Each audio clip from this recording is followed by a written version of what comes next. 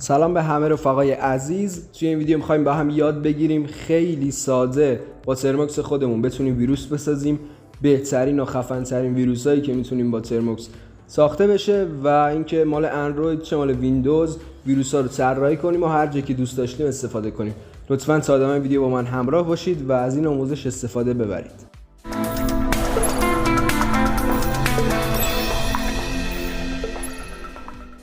خب رفقا، برای اول کارمون ترماکس خودمون رو باز میکنیم، یه سری کد پیش نیاز رو باید بزنیم، یعنی یه سری پیش نیاز رو نصب کنیم، بعد بریم سراغ اصل کار و بقیه کارمون که باید انجام بدیم. وارد ترماکس که شدیم با دستور apt آپدیت یه حالی به پکیج‌های ترماکسمون میدیم و اونا رو آپدیت میکنیم. بعد از اینکه آپدیتمون به صورت کامل تمام شد، حالا باید یه سری پکیج‌ها رو نصب کنیم که با استفاده از اونا بتونیم پکیجمون رو یا ابزارمون رو دانلود کنیم بیاریمش روی ترماکس با دستور apt install و اسم اون پکیجی که میخوایم نصبش کنیم. گیت رو نیاز داریم برای اینکه ابزارمون رو بتونیم از توی گیتاب دانلود کنیم روی ترماکس. یه دشوای بهش میدم که دیگه از من سوالی نپرسه. بعد اینکه تمام شد داره من میگه پکیج نصب شد. حالا باید بریم سراغ اینکه ابزار رو دانلود کنیم و ازش استفاده کنیم با دستور git clone و لینک گیتاب که ابزار داره. لینک گیتاب ابزار رو میتونید از توی دیسکریپشن ویدیو بردارید. تمام کداش هم براتون توی سایت توی لینکی که توی دیسکریپشن هست گذاشتم، آپلود کردم. میتونید بدون هیچ دردسری و خیلی راحت برید کدای ابزار رو کپی پیست کنید و مشکلی نداشته باشید.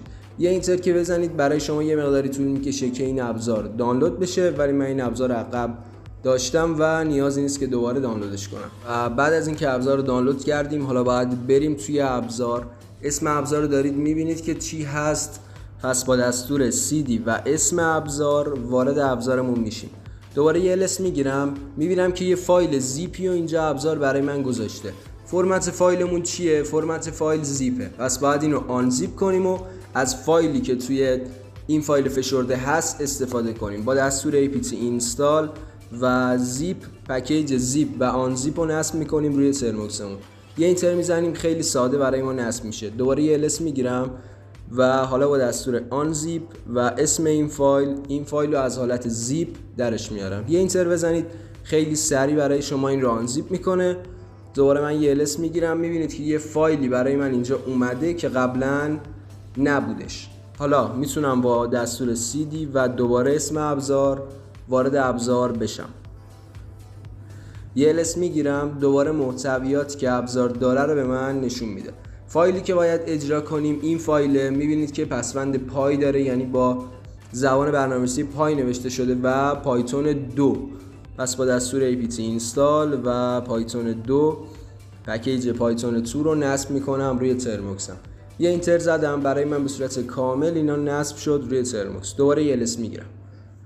اگه فایل پایتونی ابزار شما باز کنید میبینید اینجا یه سری کتابخونه ها و یه سری لایبرری ازش استفاده شده که ما بایستی این لایبرری ها رو نصب کنیم روی ترماکسمون. حالا نیازی نیست دونه دونه اسم این لایبرری ها رو بزنیم و استفاده کنیم ازشون. دوباره یه ls میگیرم، میبینم که یه فایل اینجا برای من گذاشته. حالا این فایل چی هست؟ با دستور cat و اسم فایل، این فایل رو من باز میکنم. میبینیم که 2 تا اسم گذاشته برای من. این اسما چی هن؟ این اسما همون کتابخونه هایی هستن که این بالا ابزار ازش استفاده کرده، یعنی توی فایل ابزار کتابخونه ها رو گذاشته و ازشون استفاده کرده. یه ls میگیرم، دوباره اسم این رو کپی میکنم و با دستور pip to install و سویچ R و اسم این فایل و زدن اینتر کتابخونه هایی که نیازه برای اجرای ابزار نصب میکنم روی ترماکسم. این لایبرری ها باید نصب باشه روی ترماکستون که بتونه ترماکس این فایل رو اجرا کنه. اگه داستانش رو متوجه نشدید نیازی نیست که متوجه بشید، اصلا چیز مهمی نیست و فقط برای دوستانی که علاقه داشتن توضیح دادم این رو. پایتون 2 رو که نصب کردم روی ترماکسم با دستور پایتون 2 و اسم فایل بایستی که این فایل رو من اجرا بکنم. یه اینتر میزنم، یه مقداری طول میکشه این فایل برای من اجرا بشه. فایل که براتون اجرا شد چند تا گزینه اینجا برای شما گذاشته. یکی اندرویده و سایر گزینه‌هایی که میبینید. حالا شل و بقیه شما کار نداریم. ویندوز و مک و اینا رو ما فعلا داریم آموزشش رو میدیم. تارگت من اندرویده، یعنی میخوام برای اندروید ویروس بسازم. گزینه 1 رو میزنم، میره برای من بقیه گزینه ها رو میاره. الان 41 تقریبا اینجا برای من نوع ویروس گذاشته که میتونم انتخاب کنم. هر ویروسی که میخواید بسازید رو اسمش رو اینجا بزنید. هر کدوم از این ویروس ها یه قابلیتی داره، باید تست کنید ببینید که به چه صورته. میبینید که اسم بعضیاشون هم معلومه که چیه. اکثرا ویروس های معروفی هن و با یه سرچ ساده توی اینترنت میتونید کاراییشون رو متوجه بشید. این ویروس مثلا تو قالب فیسبوکه یا خیلی ویروس های دیگه که میتونید دونه دونهشون رو تست کنید. هر کدومی که خواستید کافیه اینجا شمارش رو بزنید. مثلا من میخوام الایت بسازم، گزینه 15 رو میزنم. اینجا یه مقدار برای من طول میکشه که اینو دانلود کنه و بیاره برای من روی ترموکس. میبینید که این پیام برای من اومد، یعنی به صورت کامل اینا دانلود شد و الان من ویروس رو برام دانلود کرده. بعد اینکه اون پیام براتون اومد و ویروس رو دانلود کرد براتون، دوباره یه LS میگیرم. یه سری فایل اینجا برای من هست. من برای اندروید ویندوز ویروس ساختم، پس باید نگاه کنم و ببینم که یه پوشه به نام اندروید اینجا برای من اومده. دوستانی که برای مک ویروس ساخته باشن توی این پوشه و دوستانی که برای ویندوز ویروس ساخته باشن توی این پوشه.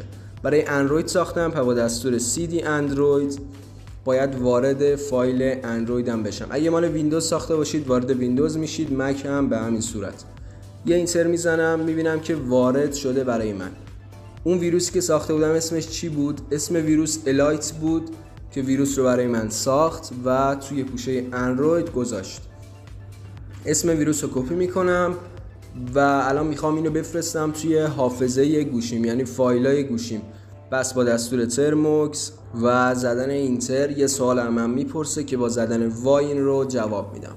من یه کدی رو زدم. این کد در واقع داره میگه که ترموکس اجازه داره به حافظه گوشی من دسترسی داشته باشه، یعنی میتونه یه سری فایل رو بفرسته توی حافظه گوشیم، یه سری فایل رو میتونه ورداره. الان من میخوام این ویروس رو بفرستم توی حافظه گوشیم، نیاز داره که ترموکس این دسترسی رو از حافظه گوشی من داشته باشه که بتونه این فایل رو انتقال بده توی حافظه گوشی من. حالا باید اینو کپی کنم توی حافظه گوشیم با دستور کپی، یه سویچ R چون فایل APK و اسم اون ویروسی که ساختیم. اسمش مال من اینجا الایت و فرمت APK داره. مال شما هر چی باشه همون رو اینجا پیست میکنید و یه دونه SD کارت میزنید که بره توی حافظه گوشیتون.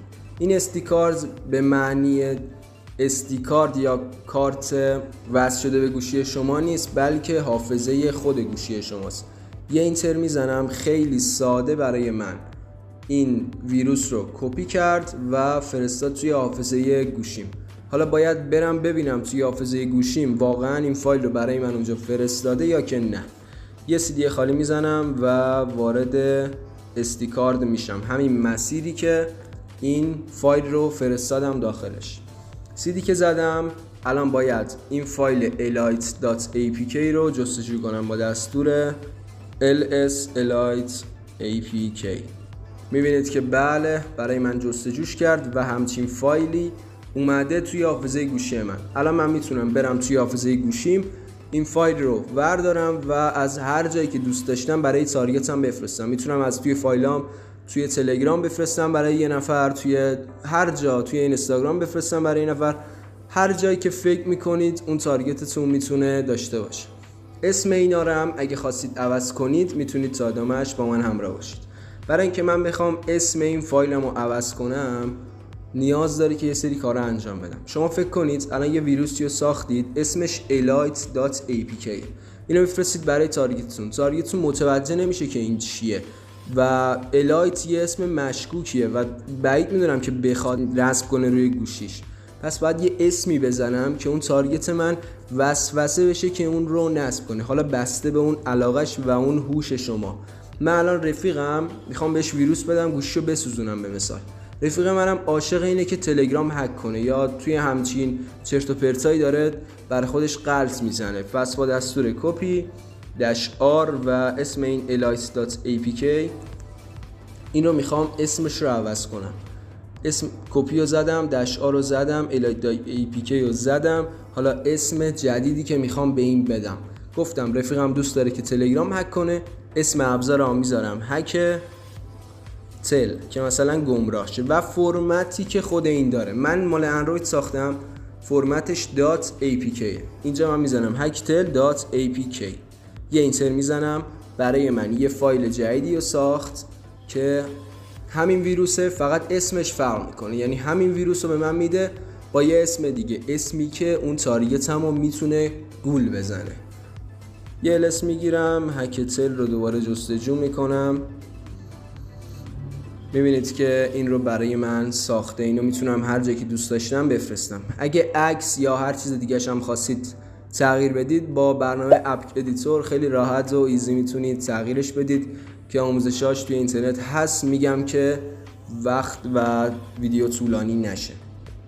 خیلی ممنونم که ویدیو رو تماشا کردید. یکی از بهترین روش‌ها و خفن‌ترین ویروسایی که میشه ساخت همین روشه. امیدوارم که به کارتون اومده باشه و بتونید ازش نهایت استفاده رو ببرید.